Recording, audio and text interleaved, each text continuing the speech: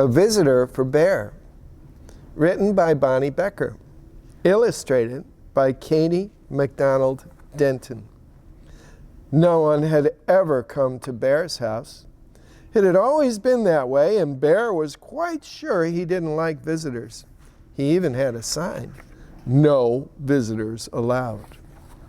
One morning, Bear heard a tap, tap, tapping on his front door.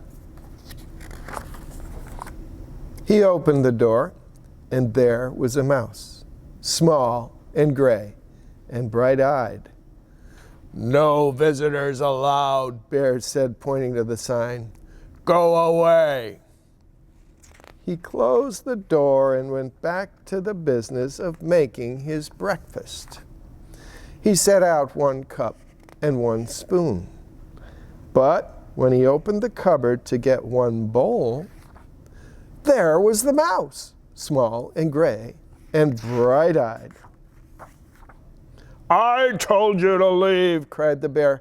"Perhaps we could have a spot of tea," said the mouse. "Out!" commanded the bear. "Most sorry," said the mouse. "I'll be going now."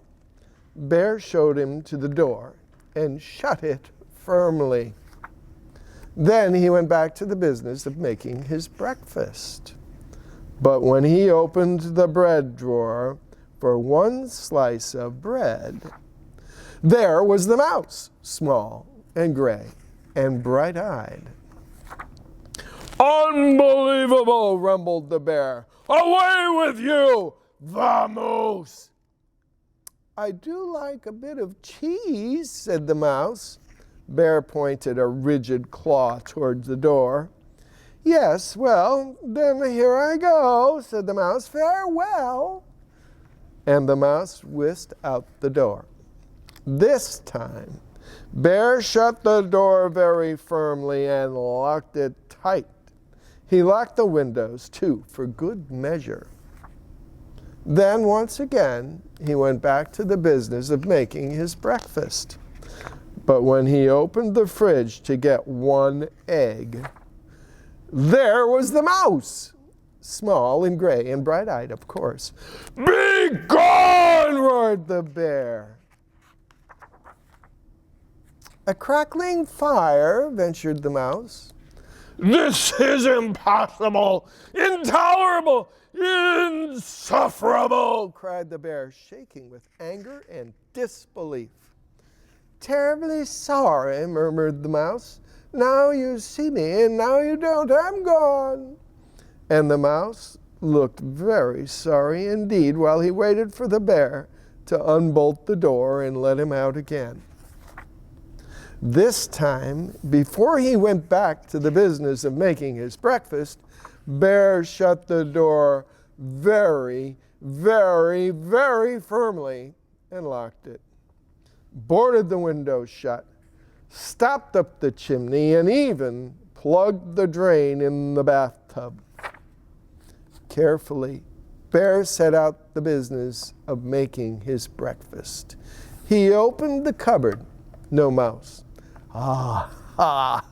He opened the bread drawer. Nothing. Whew. He opened the fridge. Mouse free. Yes, indeed. He lifted the lid to the tea kettle. There was the mouse, small and gray and, well, you know the rest. Bear fell to the floor and wept. "I give up," he mumbled. "You win. I'm undone." "So sorry," said the mouse, "but perhaps if I could have just a bit of cheese and a cup of tea, and do you think we could unstopper the chimney and have a nice fire?" Bear blew his nose with a loud honk. "But then you must go," he sniffled. "No visitors allowed." "You have my word," said the mouse. Bear unshuttered and unboarded the door, the windows, unstopped the chimney, unplugged the drain. He brought out 2 plates of cheese and 2 teacups, and he made a crackling fire in the fireplace for 2 sets of toes. The mouse warmed his feet and nibbled and sipped, and the bear did too. They sat for a long while. The clock in the bear's house ticked loudly. Bear cleared his throat. The mouse looked most attentive. No one had ever been most attentive to the bear. "The fire is nice," Bear announced. "Lovely," said the mouse. No one had ever said that the bear's fires were lovely. "I can do a headstand," said the bear. "Very impressive," explained the mouse. Bear told a joke. The mouse laughed heartily.